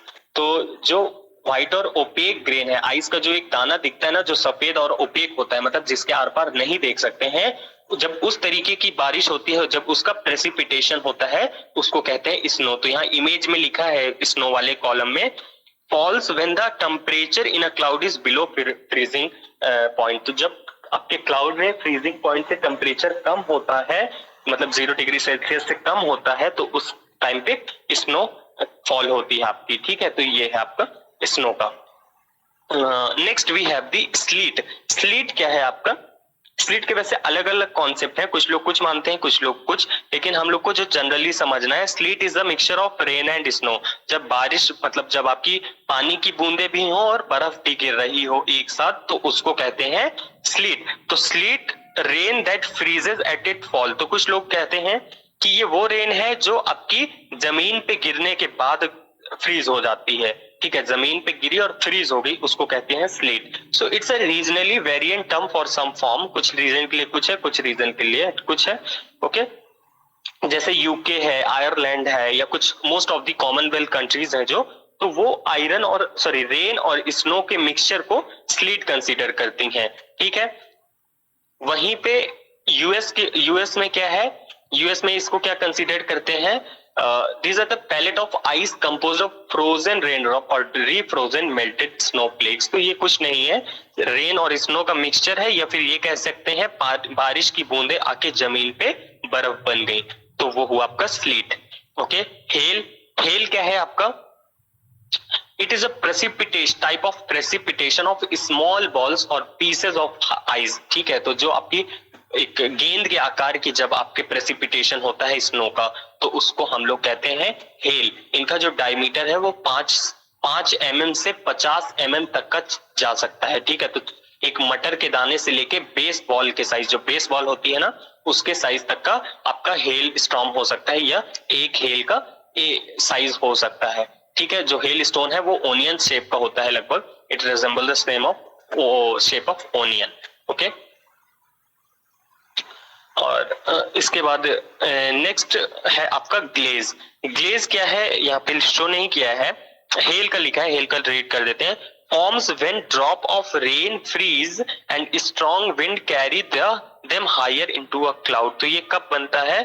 जब आपकी रेन है वो फ्रीज हो जाती है, तो वही हेल है। हेल स्टॉर्म से सभी लोग जानते हैं ना, पत्थर, लोग बोलते हैं पत्थर गिर रहा है, हमारे यहाँ बोलते हैं, आपके यहाँ पता नहीं, ठीक है। ग्लेज क्या है? Glaze is a freezing rain, ठीक है। तो ये कंडीशन क्या है? ग्लेज वाली जो कंडीशन है, ये मेन यही है। ग्लेज क्या होता है? It's a freezing rain. तो जब आपकी जो रेन है, जो रेन या ड्रिजल है, जो लिक्विड फॉर्म पे है, ये जब आपके ठंडे कोल्ड ग्राउंड के कांटेक्ट पे आती है, मान लो कि बहुत ही -3-4 डिग्री सेल्सियस टेम्परेचर है ग्राउंड पे, ठीक है, और बारिश हो गई उस टाइम पे, तो क्या होगा? वो जब जमीन के कांटेक्ट में आएंगी पानी की बूंदें, तो वो बर्फ बन जाएंगी, तो उसको कहते हैं ग्लेज या फिर फ्रीजिंग रेन। तो this is all about the rain, drizzle, virga, snow, glaze, sleet and hail. Okay, so these are the different type of precipitation. Now come to the type of rainfall. तो बहुत ही इजी है, rainfall के type आपके क्या है? Okay, that is first you have the convectional rainfall. तो कन्वेक्शनल रेनफॉल, जिसको वाहनिक वर्षा कहते हैं, ये कौन सी रेनफॉल है? ये मेनली ट्रॉपिकल रीजन पे देखने को मिलती है। जो डेली रेनफॉल होती है वो है आपकी कन्वेक्शनल। पर होती क्या है ये जानते हैं, ये आपकी थर्मल कन्वेक्शन करंट के कारण बनती है। जो आपका जो आपका लैंड सरफेस बहुत हीट हो रहा है, एयर राइज कर रही है, डेली आफ्टरनून क्लाउड फॉर्म कर रही है और इवनिंग रेनफॉल देखने को मिलती है, उसको कहते हैं कन्वेक्शनल करंट, वाहिनिक वर्षा। विषुवत रेखा मतलब इक्वेटर पे रेखा के आसपास वाले प्रदेश में होती है, क्योंकि वहां अधिक गर्मी पड़ने के कारण वायु गर्म होकर ऊपर उठती है और साथ ही समुद्र का जल तेजी से वाष्प के रूप में बदलकर ऊपर जाने लगता है। ऊपर जाकर वायु फैल जाती है और ठंडी होकर द्रवीभूत या घनीभूत हो जाती है। इस प्रकार वर्षा होने लगती है। यहाँ होनी वर्षा में काले काले बादल उमड़ते घुमड़ते दिखाई देते हैं। वर्षा कड़क के साथ और मूसलाधार होती है। वर्षा बहुत तेज तो होती है, रेनफॉल बहुत तेज होती है, ठीक है, लेकिन बहुत शॉर्ट पीरियड के लिए। ओके, सो क्या है आपकी कन्वेक्शनल रेनफॉल, जो it occurs due to thermal convection current. Thermal convection current, daily heat होना लैंड का, ठीक है, ओशियन का बहुत ज्यादा गर्मी पड़ना तो हीट अप हो जाना, एयर का राइज करना, क्लाउड फॉर्मेशन होना और शाम तक बारिश कराना। तो बहुत तेज बारिश होती है, हैवी रेनफॉल देखने को मिलता है, लेकिन शॉर्ट पीरियड ऑफ टाइम के लिए। ये आपके इक्वेटोरियल बेल्ट पे देखने को मिलता है, विषुवत रेखा पे। वहीं पे ओरोग्राफिक रेनफॉल की बात करते हैं। कहीं भी ओरो लगा तो मैंने क्या कहा, वो पर्वत से संबंधित है। When warm and moist air is obstructed by any hill or plateau, तो जो आपकी ये गर्म हवाएं हैं, ठीक है, ये गर्म और मॉइस्ट, जो आपकी गर्म हवाएं और जिनमें मॉइस्चर कंटेंट है, ये जब आपको किसी हिल और प्लेट्यू इन्हें रोक लेते हैं, एक बैरियर की तरह रोकते हैं, इनको रोकने का काम करते हैं, तो ये क्या करते हैं, ये वहीं पे इकट्ठे होने लगते हैं, ठीक है, उसी स्लोप के अलोंग ही असेंडिंग ऑर्डर मतलब ऊपर उठने लगते हैं और ठंडे होने लगते हैं। और क्या कराते हैं, ये एक ही साइड पे पूरी बारिश करा देते हैं लगभग, ठीक है। तो एक साइड तो खूब है, जो विंडवर्ड साइड है, मान लीजिए, अगर मैं इमेज बना है कि नहीं, हाँ ये देखिए, कन्वेक्शन में देख सकते हैं, ये लैंड, एक मिनट यार, ये आपका लैंड है, ये सी है, डेली क्या है, मॉइस्चर कंटेंट, वार्म एयर उठ रही है, बारिश हो रही है, ये आपका कन्वेक्शनल है। ओरोग्राफिक में देखिए, आपके मान लीजिए ये आपका वेस्टर्न घाट का एक सेक्शन है, ठीक है, यहाँ पे क्या है, हवाएं उठी, गर्म तो हुई, ये इस स्लोप के साथ ही ऊपर उठती गई और यहाँ आते आते पूरी कंडेंस हो गई, कंपाइल्ड हो गया, क्लाउड फॉर्मेशन हो गया और इसी बेल्ट पे बारिश हो गई। इस विंडवर्ड साइड में इधर से ही हवा चल रही है तो विंडवर्ड साइड में खूब बारिश हो गई, लेकिन जो लीवर्ड साइड है ये रेन शेडो रह गया, ठीक है, ये ड्राई है। यहाँ पे ये बेंगलुरु और मंगलुरु वाला कॉन्सेप्ट है आपका, ठीक है। तो मंगलुरु में एक में खूब बारिश और एक में बारिश ना होना, ये है आपकी ओरोग्राफिक रेनफॉल, ठीक है। तो ओरोग्राफिक रेनफॉल है। दूसरे साइड जो है आपका लीवर्ड साइड है, उसको रेन शैडो रीजन या लीवर्ड स्लोप कहते हैं आपका, ठीक है। तो this is all about the orographic rainfall.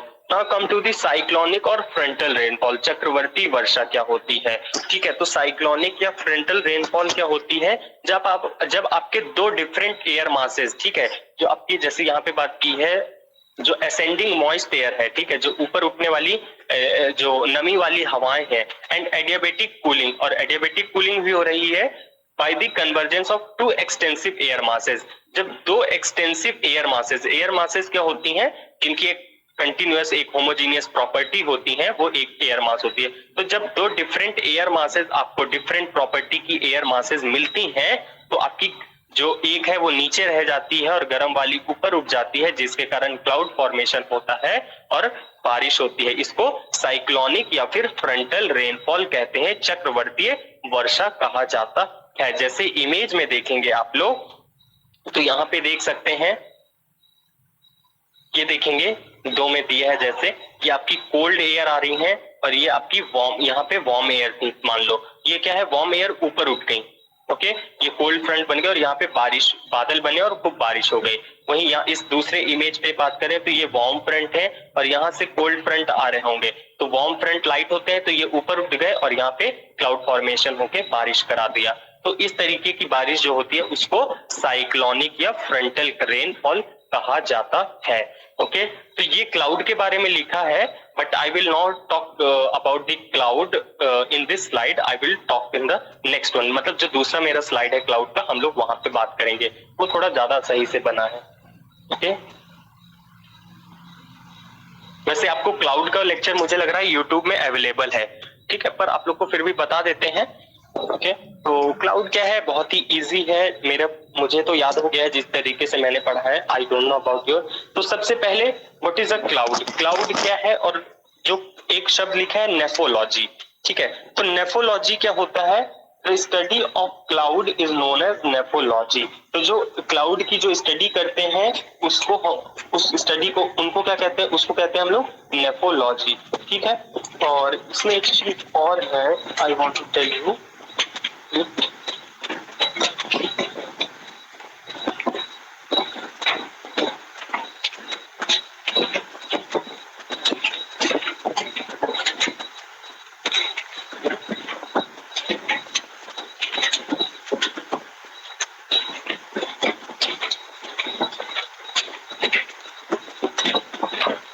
एक मिनट रुकिएगा आप लोग।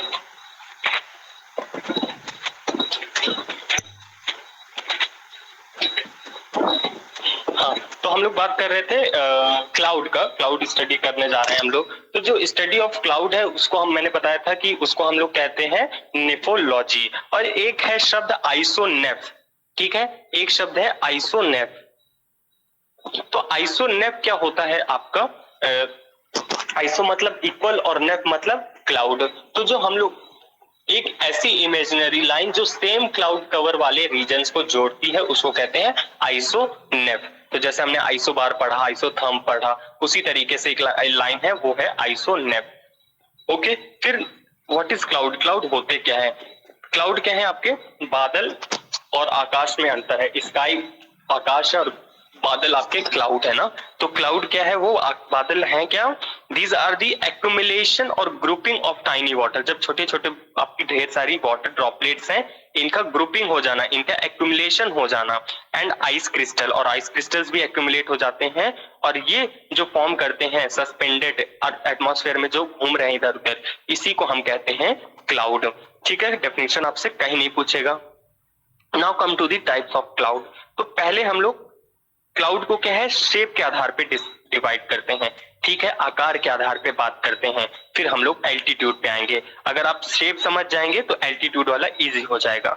तो कहीं भी आप तीन है इसमें, एक है क्यूमुलस, एक है स्ट्रेटस और एक है सीरस। ओके, क्यूमुलस क्या होते हैं, क्यूमुलस क्लाउड क्या है, कहीं भी क्यूमुलस लगा हो इसका मतलब है वो पपी या कॉटन लाइक है, जैसे आपकी रुई होती है जो कॉटन कपास होता है उसकी तरीके से जो होते हैं क्लाउड, वो है आपके क्यूमुलस क्लाउड। ये पफी या कॉटन लाइक शेप के होते हैं। वहीं पे जो सीरस है ये क्या है, these are the curling lock of hair, ये क्या है, ऐसे आपके हेयर लाइक स्ट्रक्चर, जो कर्लिंग हेयर है उसके तरह आपके जो क्लाउड बनते हैं उसको हम लोग कहते हैं सीरस क्लाउड। वहीं पे स्ट्रेटस क्लाउड क्या होते हैं, स्ट्रेटा मतलब लेयर, जो आपको लेयर बाय लेयर क्लाउड देखने को मिलते हैं वो होते हैं स्ट्रेटस क्लाउड। तो ये एक मिनट रुकेगा।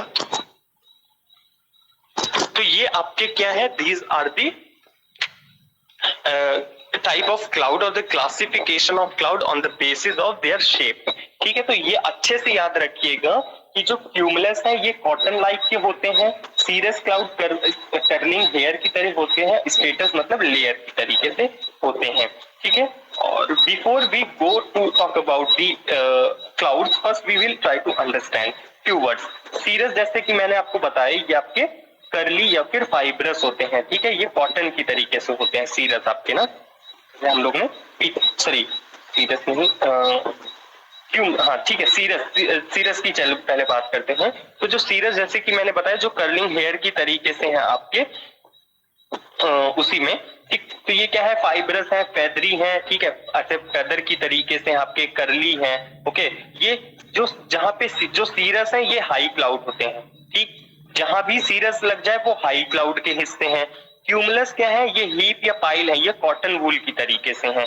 ओके, अल्टो, कहीं भी अल्टो लग जाए तो ये मिड है, अल्टो मीडियम फैमिली की गाड़ी है ना, तो अल्टो क्या है, ये मिड क्लाउड है, ठीक है। सीरस हुए हाई, अल्टो हुए मिड। वहीं पे स्ट्रेटा मतलब मैंने बताया शीट या फिर लेयर शेप में। और जो निम्बो है, कहीं पे भी निम्बो लग जाए इसका मतलब है कि वो रेन कॉजिंग है, मतलब बारिश जो कराते हैं वो निम्बो क्लाउड्स ही होते हैं। ये ब्लैक और डार्क ग्रे कलर के होते हैं आपके निम्बो। तो you must have to, you just need to remember this word and it will make your concept very easy to remember. Okay, now we are going to talk about the classification of clouds on the basis of their altitude. ठीक है, आप यहाँ पे ये आपका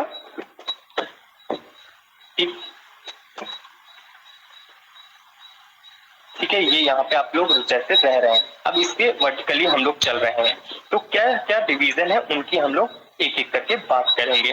ठीक है, सबसे पहले आपका आता है क्या, स्ट्रेटस क्लाउड। ठीक है, फिर है निम्बो स्ट्रेटस क्लाउड। तो स्ट्रेटस, निम्बो स्ट्रेटस, निम्बो लग गया तो बारिश करा रहा है, जैसे यहाँ पे दिख रहा है, ये ब्लैक और डार्क ग्रे कलर के हैं, लेकिन इसमें विरगय होता है। विरगय मतलब कि इसकी बारिश भाप बन के पहले ही उठ जाती है। ओके, फिर आपको देखने को मिल रहा है ये क्यूमुलस क्लाउड है, स्ट्रेटो क्यूमुलस है। फिर आते हैं मिडल क्लाउड में। मिड क्लाउड ये आपके लो थे, ठीक, ये आपके लो क्लाउड थे, लो। अब इसके बाद मिड पे आते हैं, तो मिड में अल्टो लगा है तो मिड क्लाउड, अल्टो क्यूमुलस और अल्टो स्ट्रेटस। ठीक है, ये आपके मिड हो गए। अब आते हैं हाई क्लाउड में, तो हाई में आपके सीरो क्यूमुलस है, सीरो स्ट्रेटस है और सीरस है। तो सीरस है ये हाईएस्ट है। ठीक है, ये अब एक एक करके हम इन फैमिलीज को पढ़ने की कोशिश करेंगे। तो सबसे पहले हम लोग बात करेंगे हाई क्लाउड या फिर फैमिली ए की। ठीक है, तो फैमिली ए क्लाउड कौन से हैं आपके, ये इसके ऊपर ये वाले जो हैं ये आपके हैं फैमिली ए या फिर हाई क्लाउड। ठीक, इनकी बात करेंगे। तो 6000 मीटर से 12000 मीटर मतलब 6 किलोमीटर से 12 किलोमीटर तक, मतलब सतह के अर्थ सरफेस के 6 किलोमीटर से 12 किलोमीटर तक जो क्लाउड्स बनते हैं वो हाई क्लाउड या फिर फैमिली ए क्लाउड कहलाते हैं। इसमें सबसे पहला जो क्लाउड है आपका, आप देख सकते हैं जैसे हमने पीछे इमेज में देखा, कौन कौन से हैं आपके, सीरस है, सीरो स्ट्रेटस है, सीरो क्यूमुलस है और आपका सीरो। ठीक है, तो ये है आपका जो सीरस है। सीरस क्या है, the high altitude detached cloud having fibrous chain like or silk appearance. ये सब कुछ भी याद नहीं रखना है, you just need to remember their sequence. तो सबसे हाई में सीरस क्लाउड है, फिर आपके सीरो क्यूमुलस है, इसमें एक बनता है हेलो, ये बहुत ज्यादा इंपॉर्टेंट है, और mackerel sky. So in this slide you need to remember their sequence and these two terms. ये दो टर्म्स को समझना है, ये होते क्या है। जो आपके सीरो क्यूमुलस क्लाउड हैं, जैसे यहाँ पे आप देख पा रहे होंगे, यहाँ पे एक चीज बन रहा है, हाँ, यहाँ पे क्या बन रहा है, वो है आपका हेलो। हेलो क्या होता है, कभी कभी आप देखते हैं कि बादलों के बीच से सूरज निकलने की कोशिश करता है। ठीक है, तो एक ऐसे लगता है सूरज को पूरे बादलों ने ढक दिया है। तो जो आपका जब जो सूर्य है, जब उसको बादल ढक देते हैं, जो एक कंडीशन बनती है, या जो ऐसे लगता है कि कोशिश कर रहा है सूर्य बाहर निकलने की पर निकल नहीं पा रहा है और चमक बस उसकी दिखती है, उस कंडीशन को बोलते हैं हम लोग हेलो। तो जैसे यहाँ पे आप देख पा रहे होंगे, ये पूरा पीछे सन है और इसको पूरे क्लाउड कवर कर दिया है, तो इस कंडीशन को बोलते हैं हम लोग हेलो। वहीं पे जो दूसरी कंडीशन है वो है मैकरल स्काई। कभी कभी आपको बादल कुछ इस प्रकार दिखेंगे, ऐसा लगेगा जैसे मछली होती है, ठीक है, जो मछली होती है आपकी, तो इसमें क्या है, आपको ये इस तरीके का सभी लोगों ने इमेज बनाया होगा बचपन पे। ठीक है, ये है, इसको बोलते हैं मर्कली। कभी कभी आपके बादल कुछ इसी प्रकार के दिखते हैं। ठीक है, जो ये रिपलिंग पैटर्न है which is similar to fish scale, जो फिश के स्केल की तरीके से होते हैं, जो ये रिपलिंग पैटर्न है, कभी कभी इस तरीके की स्ट्रक्चर बन जाते हैं, उसको कहते हैं mackerel sky. So you just need to remember कि हेलो क्या होता है और मैकरल स्काई क्या होता है। हेलो मैंने बताया कि, एक मिनट, सन है, ओके। अब इसके बाहर से क्या है, ये पूरा बादल इसको पूरा ढक लिए, तो ये क्या है, पूरा कोशिश करेगा पीछे से ढकने का, ऐसा लगेगा कि पीछे इसको छुपा दिया गया है, तो इसी कंडीशन को बोलते हैं हेलो हम लोग। ठीक है, नेक्स्ट है सीरो स्ट्रेटस क्लाउड। सीरो स्ट्रेटस क्लाउड क्या है, ये भी आपके वही है, हाई क्लाउड ही है, तो इनमें कुछ नहीं है, आपको ऑर्डर याद करना होता है और कुछ भी नहीं है, थोड़ा थोड़ा डिफरेंस है जिसमें हम लोग नहीं पढ़ेंगे, because we are not going to read the nephology. हम लोग नेफोलॉजी नहीं कर रहे हैं ना, यहाँ पे पूरा डिटेल नहीं जा रहे हैं, तो आपको यही पढ़ना है। ठीक है, तो you just need to remember the sequence. फिर हमारा आता है, ये देखें, ये देख सकते हैं हेलो का स्ट्रक्चर किस तरीके से बना है, और ये देखें मैकरल स्काई किस तरीके से दिख रही है आपकी। ठीक है, तो ये आपका हेलो है, ये हेलो है, और वहीं पे ये मैकरल स्काई है आपकी। ठीक है, next come to the middle clouds. Middle clouds क्या है, ये आपकी 2000 से 6000 मीटर के बीच में मिलते हैं, ये फैमिली बी है। मिडल है तो इसमें दोनों में अल्टो लगेगा। एक है अल्टो स्टेटस क्योंकि ये लेयर वाइज होते हैं, जैसे कि आपको पहली इमेज में दिख रहा, एक मिनट, इस इमेज पे दिख रहा है, ठीक है। तो ये होते हैं आपके, हाँ ये आपके क्या है, ये अल्टो स्ट्रेटस। वहीं पे ये क्या है, इसमें ऐसे कॉटन बॉल्स दिख रही है ना, वुल पैक क्लाउड्स दिख रहे हैं, शीप क्लाउड भी कहा जाता है। तो ये आपके हैं अल्टो क्लाउड, क्यूमुलस, ठीक है। क्यूमुलस लगा है और अल्टो लगा है, मतलब कि वुल शेप के होंगे, वुल शेप होगा और मिड क्लाउड होंगे, अल्टो लगा है। तो ये अल्टो क्यूमुलस है, जिसको हम लोग शीप, यहाँ पे लिखे ना शीप क्लाउड भी कहते हैं, वुल पैक क्लाउड्स भी कहा जाता है। वहीं पे अल्टो स्टेटस किस तरीके से आप यहाँ पे देख सकते हैं। Next we have the low cloud. Low cloud में क्या है, आपके स्टेटस क्लाउड है, ठीक है, क्यूमुलस है, निम्बो स्टेटस है और स्टेटस है, हाँ ठीक है। तो आप जैसे जब पीछे इमेज पे देखेंगे, हाँ यहाँ पे देख सकते हैं, तो हम लोगों ने यहाँ तक पढ़ लिया है, ठीक, ऑर्डर पढ़ लिया है। फिर आपके बचते हैं cumulus, स्टेटो cumulus, Nimbo cumulus, Nimbo status और स्टेटस। तो ये है क्या, इनको हम लोग सीक्वेंस आप लोग को याद रखना है, ओके।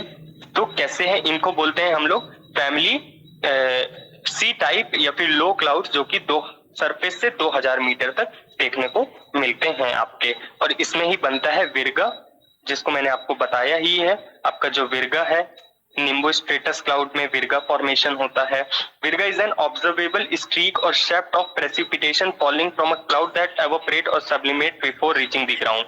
तो ग्राउंड सरफेस पे पहुंचने से पहले ही जो वाष्पीकरण जिस पानी का हो जाए, जिस वर्षा को हो जाए, उसको बोलते हैं विर्गा, जो कि हमें निम्बो स्ट्रेटस क्लाउड में देखने को मिलता है। सो क्लाउड में कुछ नहीं है कि जितने भी मैंने पेपर देखे हैं उसमें सिर्फ क्लाउड के ऑर्डर पूछता है। ये 4 ऑप्शन देके बोलेगा इसमें कौन सा हाई क्लाउड है, कौन सा लो क्लाउड है। बहुत हुआ तो वो हेलो पूछ लेगा, मैकरल स्काई या फिर विर्गा पूछ सकता है, और कुछ नहीं, ठीक है। एक क्वेश्चन बहुत पूछते हैं कि कौन सा रेनफॉल कॉजिंग, या जो वर्षा होती है कौन से क्लाउड से होती है, तो उसकी बात करेंगे यहाँ पे। तो जो आपके क्यूमुलो निम्बस क्लाउड हैं, these are the vertical development of cloud. इसको फैमिली डी भी कहा जाता है आपका, ठीक है, फैमिली डी क्लाउड भी कहते हैं। ये वर्टिकल डेवलपमेंट के कारण आपका बनता है, ठीक है। तो ये क्या है, फॉर्मेशन नोन एज सुपरकूल। तो इसके फॉर्मेशन को सुपरनोल कहते हैं, इससे आपको कोई मतलब नहीं है। ये थंडरस्टॉर्म नहीं करते हैं, ये तभी कहा गया है जो बादल गरजते हैं वो बरसते नहीं है। तो और ये बरसते हैं और गरजते नहीं है। तो जो क्यूमुलो निम्बस क्लाउड है ये कभी भी गरजते नहीं है, थंडर स्टॉर्म नहीं करते हैं, लेकिन ये बारिश यही करते हैं। तो इसीलिए कहा गया, ये साइंटिफिक रीजन है कि जो गरजते हैं वो बरसते नहीं, और जो बरसते हैं वो गरजते नहीं। वो क्यूमुलो निम्बस क्लाउड को ही देखते हुए कहा गया है आपका, ठीक है। फिर यही है, फिर आपका है एनविल क्लाउड, इसी को कहा गया है।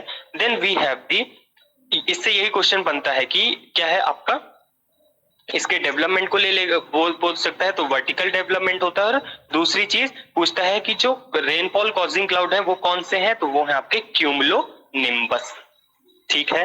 अब आते हैं मदर ऑफ पर्ल क्लाउड में। तो मदर ऑफ पर्ल क्लाउड की बात करते हैं, तो कुछ क्लाउड हैं जो 12000 मीटर की रेंज से बाहर भी बनते हैं, ठीक है। तो उनको हम लोग मदर ऑफ पर्ल क्लाउड कहते हैं। वो बिल्कुल पर्ल की तरह जो चमक होती है वैसे दिखते हैं, इसलिए उनका नाम पड़ा है, okay. Then we have the noctilucent cloud. Noctilucent cloud क्या है, जिसको नाइट शाइनिंग क्लाउड्स भी कहते हैं या टेनस क्लाउड कहते हैं। इस पे हम लोग सीधे इमेज पे चलते हैं। ये जो देख रहे हैं आप स्ट्रक्चर, ये जो देख रहे हैं स्ट्रक्चर, ये है आपके ये आपके मदर पर्ल क्लाउड देखने को मिल रहा है। ये देखिए नॉक्टिल्यूसेंट क्लाउड किस तरीके से बने हैं, ठीक है। So these are the night shining clouds are the tenuous cloud like phenomena in the upper atmosphere. ये अपर एटमॉस्फेयर में देखने को मिलता है पूरा स्ट्रक्चर जो मदर पर्ल का है, okay. And they consist of ice crystal. इनमें आइस क्रिस्टल होते हैं क्योंकि हाइट बहुत ज्यादा है।